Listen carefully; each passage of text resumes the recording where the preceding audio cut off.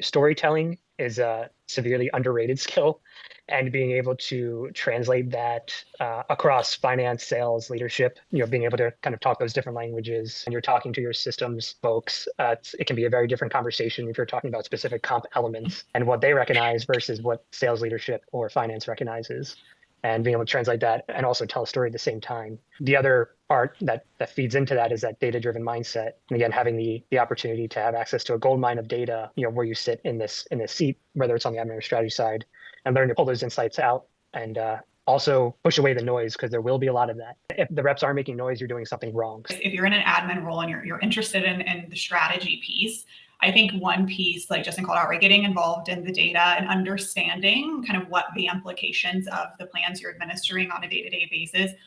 What is the result of that, right? Like, what are the growth objectives? How do you see that trending, right? Try to start dig into that data and see what trends you can find.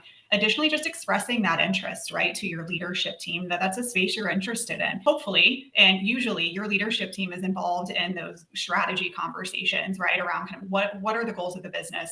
How do we achieve that within the comp plan? What are our capabilities and what can we do? So work with your leader, see where they can plug you in as a fly on the wall, right? So that you can kind of hear what are those questions that your leader gets asked.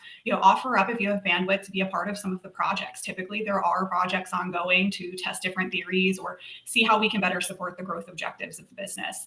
So I think that's a great way to kind of start getting your feet wet on the strategy side and kind of starting to see if it's the right fit for you. When you look at strategy and making that leap in admin, you are going to be involved with other cross-functional areas for sure, but really the storytelling and being more of an influencer, I think in strategy lends itself a little bit more on that side of the fence. So you can build those skills. Do I want to be a manager in the admin world, or do I want to go over to strategy, right? So you think about people management is going to be put you more on that management track, if you will.